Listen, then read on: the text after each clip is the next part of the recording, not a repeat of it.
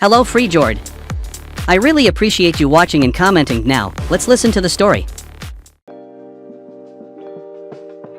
Hey Waffle Gang, I do hope you are well. My name is Mark and today we're checking out some more Reddit stories. And if you do love a Reddit story, why not consider hitting that like, subscribe, maybe that notification bell too.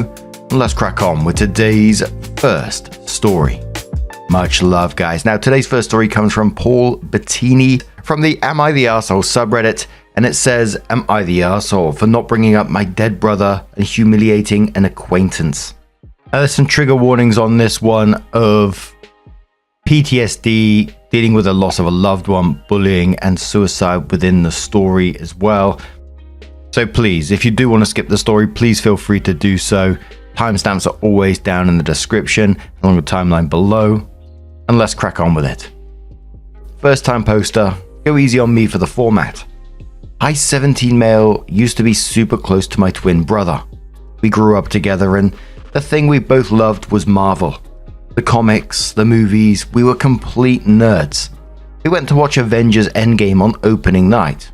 Well, he passed away in our shared bedroom with WandaVision playing on our TV. And that not only traumatized me, as I was the one who found him, but it permanently ruined anything superhero related for me. For clarification, I've been to therapy since it happened.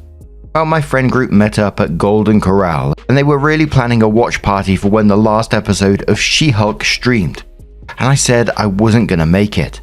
Everyone understood, but a friend of a friend who I kinda know rolled his eyes and loudly said, "You never hang out with us when we watch Marvel shit. That's like our thing. Why are you even in our nerd friend group if you don't want to do the one thing the rest of us do? Like, I know you have a bad experience with it, but man up, it couldn't be that bad.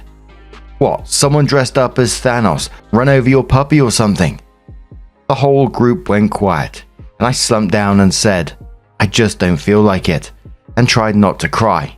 I could tell everyone was cold towards the dude, and he, 19 male, just laughed and said, "What? I just said what we were all thinking. OP needs to get over himself and be more sociable." I excused myself, visibly bawling at this point, and I went home and just cried for a while. Well, I got a friend request from him this morning on Snapchat, and when I friended him, he instantly tore into me, saying he was being shunned by most of our friends who tore him a new one and told him how my brother died. And he's upset with me that I didn't tell him earlier, and that I made him look like a dick by being an oversensitive girl and crying in public. He said he would never have brought it up if he had known, but I said I wasn't close enough to tell him something that personal. And he just told me to get over myself, and he's left me on red since. Honestly, I've been trying to avoid thinking about the circumstances surrounding my brother's death, and this is dredging up a lot of memories. And right now, I feel just like how I did when I discovered my brother in our bedroom almost 2 years ago. Scared, angry at myself for not being there, and alone.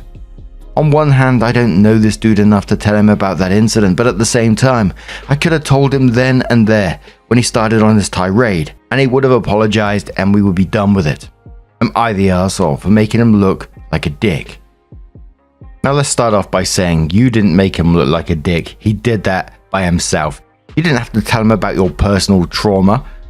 And the fact that everyone else understood and respected the boundary shows this was never actually a problem until this guy decided to make it one.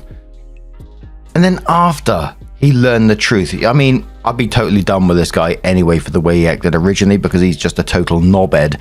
But even then, when he found out, there was this tiny glimpse that he had the chance to just turn around and say, "I'm so sorry, mate. I really fucked up there. I'm incredibly sorry. How can I make it up to you?" Something along those lines. Instead, he doubles down and has another pop at you. Block that arsehole and move on. But Hedgie says not the arsehole. That friend of a friend is completely out of line. And to chew on you for making him look like a dick. Please, he did that all on his own. I'm so very sorry that you're having to experience this loss. I don't know what else to say other than to offer my sincere condolences. Xander the sheepdog says not the arsehole. Send a screenshot of his Snapchat berating you and blaming you for not wanting to share personal information. Turbulent reply saying absolutely this. The fact that this guy didn't immediately feel horrified at his unknowingly insensitive remarks to you and contact you to apologize instead of using this information to fuel his rage and continue digging in, he is vile. I would want to warn my group of friends. I want to be honest and say to them all that you are reticent to attend further social gatherings because of this man, particularly as he is escalating his nastiness, include screenshots, but that you didn't want them to think they had done anything wrong, and sit back and watch him seal his well-deserved ostracism. Not the arsehole. Huge industry says not the arsehole. You politely tried to excuse yourself and this guy was a real jerk about it all. Your other friends obviously understood and supported you. As people endlessly remind us, no is a complete sentence. On another note, Marvel characters are something you and your brother treasured. It is unfortunate you found your brother with WandaVision on the TV. I hope someday you can go back to the Marvel universe as it is something you shared with your brother and you both enjoyed it. Maybe someday you can view Marvel and also see it as a way to cherish your brother. Have you considered therapy? Opie says, I've gone to therapy. And because of the nature of which I found my brother, the mess that was made in that room, essentially making that room permanently unusable. It deeply traumatized me. When I start to watch Marvel productions, the movies specifically, I'm overwhelmed with sadness. And if I continue watching it, it takes me back to that moment. My therapist said that until we make a breakthrough with my PTSD, because of how widely enjoyed and just how engraved that series of movies and shows are into society as a whole, whenever I'm able to avoid it, I should. But we did say that after we're able to work through my PTSD, I can go back to watching that genre. Although because of what happened, I don't think I'm going to want to do that, even after I get better. Edit NSFW for anyone triggered by death caused by oneself, and spoiler in case I or anyone else spoil anything Marvel related in the comments. Edit, you all have told me to screenshot it and send it to my other friend group. I'm absolutely going to. I was going to block him and leave it alone, but he literally just sent me a text that said, your brother would be ashamed if he saw how soft and delusional you are. It's a fucking show. Get over it. Your friends don't appreciate how you're always making excuses not to hang out with them, and you're making me feel unwanted in the group. Grow the fuck up and come to Brandon's house at 12:30 on Saturday so we can have a She-Hulkathon. There's food. Relax and grow up. My god. This fucker literally did not just. I'm actually angry now. And edit, holy shit, he found this post. Things are gonna get interesting. And OP adds one more final edit/update and says, the moment you've all been waiting for. Have news and boy, it is juicy. I took a screenshot of his message and other harassing messages and threatened to send them to the other friend group if he didn't get off my back and treat me like a human being. And he told me he saw my post and said that I painted him in a bad light and made people hate him, basically cussing me out for making him look worse than he already looked.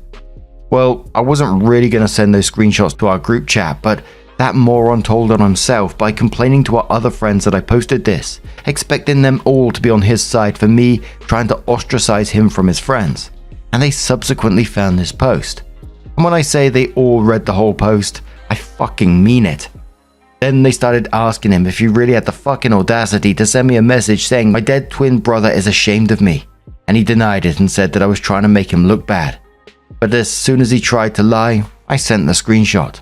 No message, just the screenshot to the group chat. They were pissed and he said I photoshopped it and was lying about him. But every time he told another lie, I sent another screenshot from our chat. Basically just him verbally demeaning me over the internet. Let me say, by the end of it, he was trying to defend himself and everyone was just leaving him on red.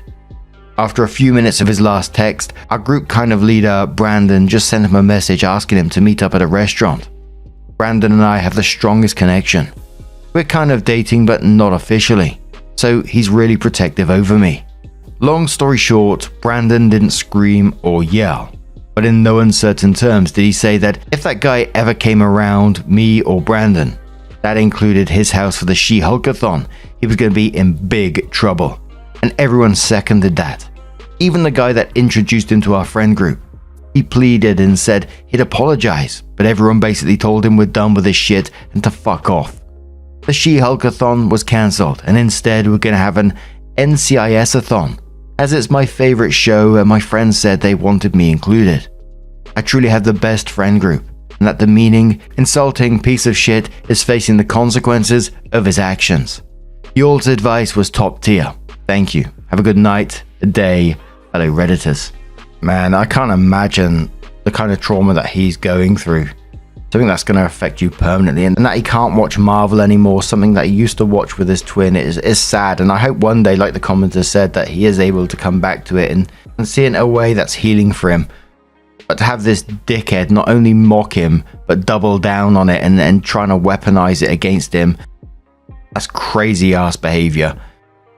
And I'm so glad that the friend group stuck by OP in this, understood what was going on, and they didn't just defend him, they uninvited the bully and changed the entire watch party for OP's comfort. And they're the people that's going to help OP heal from trauma by creating those safe spaces around him while he works through it at his own pace. But what do you guys make of this situation? Let us know your thoughts down in the comments below, and let's move on to another story. Now, our next story comes from Other Suggestion 1609 from the Am I the Arsehole Here subreddit. And it says, Am I the arsehole here for questioning my engagement after my fiance got mad at me for drinking while pregnant? Sorry if this is long, I just need opinions. I can't tell if I'm being dramatic about this. Okay, so I, 22 female, recently got engaged to my fiance, 23 male. We are both still living at home to save money to eventually get our own place. I still live with my parents, but I stay at his place most nights because it's closer to work and just easier. So this New Year's Eve, we were at his parents' house with family and a few friends. Nothing crazy, just a normal family get-together. His aunt was passing out champagne to everyone and asked me if I wanted some. But before I could even respond, my fiance reached out and took the glass. I kind of thought it was weird, but I just ignored it because he can be oblivious sometimes. I ended up just going to the kitchen and pouring myself a drink. When I got back to the living room, he immediately noticed my drink and asked pretty loudly, "Is that alcohol?" I said yes, and he started getting really upset. He said he couldn't believe I would do that he thought I was more responsible and I was being reckless. I was obviously confused and asked him what he's talking about. He said something like, "You're really going to mess things up before they even start. You're going to hurt the baby." The room went quiet and I was so embarrassed. I was thinking he must be drunk or something. I asked him, "What baby?" He said he knew I was pregnant and that I'd been trying to do the right thing.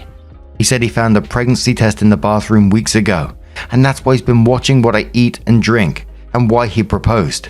He said he was stepping up. Then he said he didn't know if I'd made a mistake, if this was the kind of mother I was going to be. I was literally so shocked and humiliated. I told him I'm not pregnant, but he just told me I don't need to lie. I'm not pregnant. I ended up leaving and coming to my parents' house that night. I haven't been to his place since. He keeps trying to reach out to me to talk about it, but I'm not ready. That brings us to last night. My fiance's mom messaged me and asked me to come over and talk. She says relationships take effort and I shouldn't ruin my relationship over a little misunderstanding. I don't know what to do. I love my fiance, but I can't stop thinking, if he never thought I was pregnant, would he even have proposed to me? I'm really thinking the whole relationship. Am I the arsehole here?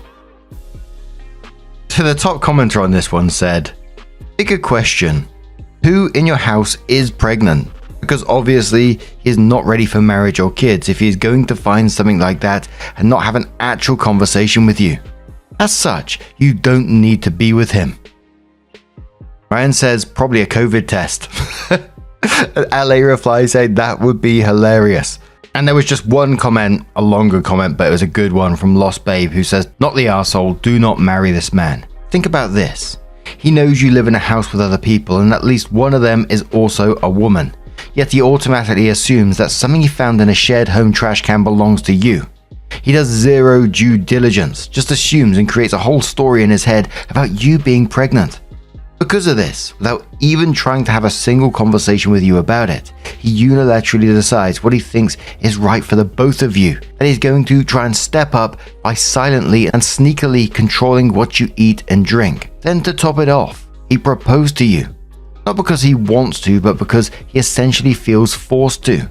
Again, rather than trying to have a singular, private conversation with you, the supposed soon-to-be mother of his child and future wife. He instead decides to out, shame, and embarrass you in front of his family and friends, and admits in front of all of them that he is only marrying you out of perceived obligation to step up. Then instead of actually listening to you, he doubles down when you tell him you aren't pregnant and sends his mummy after you when you don't come groveling back and asking for forgiveness. He knows he fucked up big time, but rather than be a man and own that giant fuck up and the likely irreversible damage it caused your relationship, he is choosing to try and guilt you into going back to him and using his family to do it. Do not fall for this. The fact that his mummy is even intervening at all says so much about what your future will look like if you marry into that family. Every time you and him have a slight, she'll be there to defend her baby. I know that it doesn't look like it now. We have been given such a beautiful gift with this situation playing out as it did, OP. Your fiancé and his family have given you a sneak preview of exactly who they are and what you'll be marrying into before any legal documents have been signed. So many people only get to see this side of their spouse and their spouse's family once the paperwork has been signed and once there are children on the way. Basically, once they think they have you trapped. Get out now before it becomes much harder and much more expensive to do so, because this behavior will not get better with time.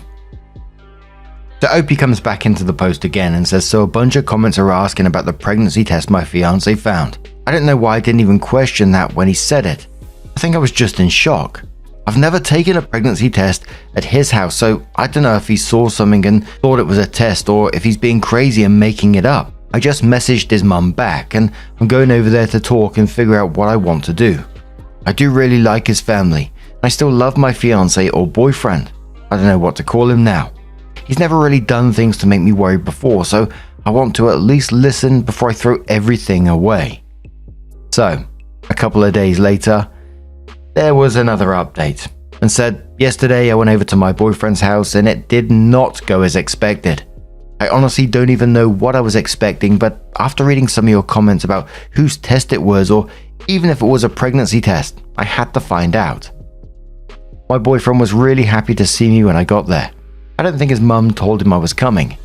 He seemed really genuine and kept apologizing. His mum asked us to sit down and she started crying and saying she doesn't want to ruin our relationship and she loves both of us and wants the best for us. Then she shows us a sonogram. It was his mum's test. Literally all of this stupid drama because my boyfriend is an idiot. He said he didn't think his mum could get pregnant anymore because she's in her 40s, so the only other possibility was for it to be mine. But he didn't want to ask me, so I could tell him myself. I love surprising people, so honestly that does make sense. But like it had been weeks, he could have said something after all that time. His mum said she didn't say anything at the party because she didn't know what she was going to do yet and didn't want everyone at the party finding out. But it still bothers me that she let me take the embarrassment instead, or at least tell us after in private instead of letting us not talk for over a week. I do kind of feel bad now that my boyfriend really thought I was pregnant and thought I wasn't taking it seriously. I talked to him about the engagement, and if he meant what he said about stepping up, he said he had already had the ring for a while but was waiting for the right time, and when he saw the rest he thought of it as a sign and got excited thinking of us as a little family. He says he only said what he said at the party in the heat of the moment, thinking I was someone who would risk our baby like that, and he didn't actually mean it. I think I believe him. As of now, we aren't engaged anymore, but we're still together.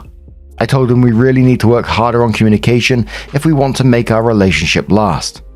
A lot of commenters were saying that he's a red flag and stuff, and I can see where you're coming from, but this was really like the only time he's been like that. I think his intentions were sweet, but came off wrong.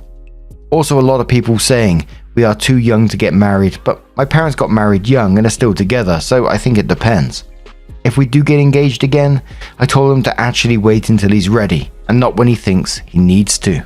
And there was just a whole bunch of comments after this one just telling OP to run away from this relationship and the family at the same time. But OP did come in with a few comments, a few replies to people. They were mostly downvoted, but the first one says, I've been with him since I was 19. And this is really the only problem we've had other than small random dumb things. I don't want to throw everything away over this, and yeah, we're still young and have learning to do together. Another comment says, we've been together since I was 19 though. I feel like he had so much time to have shown me true colors. I feel a bit sad for him in a way because his dad wasn't much in his life, so I think he thought I was pregnant and he really wanted to do the right thing. OP also says, but then how do people that cheat and stuff lie when they say they only love their partner? Another comment from OP says, we're going to get an apartment together. I don't think we'll get engaged anytime soon. I want to make sure we can live together first now, especially after reading all the comments I'm getting. I think I always forget how young we still are because I went straight to working after high school and didn't do uni. We've also been together since I was 19. So let's just recap for a second here. This lad thought his mum's pregnancy test was his girlfriend, proposed because he felt obligated rather than he was ready, then publicly in front of his family, shamed her at a party for having a drink while, air quotes, pregnant, and now she's taking him back because his intentions were sweet. Come on, please. And you know, there's a chance it may all work out in the end, but it just doesn't feel like it. It feels like, you know, he's got the ring now. He's just going to propose down in a couple of months again and something else is going to go on. The only light at the end of this story is that boyfriend was holding a stick his mum pissed on, but but what do you guys make of this situation? Oof. Let us know your thoughts down in the comments below, and let's move on to another story. Now our next story is going to come from our very own subreddit r/Mark Narrations. A bit of neighbor drama going on over here from Mother Duck 5, who says the Ballad of Wacky Wanda. Greetings, Mark and my fellow wafflers. This is about my crazy neighbor who we shall call Wacky Wanda, or WW to shorten it. I was a 50-something-year-old woman when this all started. Around 2015, my family and I moved into a mobile home on a small plot of land in Florida. Our realtor had really talked up our new neighbors. The husband was a true Southern gentleman, but the wife, well, she was Satan's long-lost twin. Wacky Wanda was a nightmare straight out of the gate, informing me that her property was 4 foot past the fence and I was to stay away from her property. One afternoon, I was washing my dishes. My water was reduced to a trickle. Mental checklist, bill was paid, checked with others on the street, and it was just me. Wacky Wanda's adult son asked me what was wrong and then came over with the exact tool to turn my water back on. It just so happened to be sitting by the front door. Wacky Wanda was persistent. Every couple of weeks I had to turn our water back on until one day I caught her in the act. Remember the 4 feet of property she claimed? Poor Wacky Wanda's husband warned me after she had sprayed all my newly planted flowers with Roundup. That's a weed killer in case you're unfamiliar. She even came up and hosed down plants that were beyond the 4 foot and some at the very front of my house. There was nothing to hear her screaming at her husband, and she would rail at me to stop trying to seduce her husband. That poor man was 80 years old and in failing health. I offered to mow their yard since his health was bad. I had trash thrown in my yard in response. One night I noticed emergency vehicles in front of their house.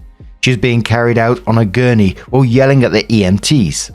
The next 6 months were fairly quiet while she would come home from the hospital with a boot on her foot, only to have the EMS show up a few days later to take her back. One of the men that was close to her hubby explained she had been mad at him, went to kick him and hit a table leg instead. God does have a sense of humor.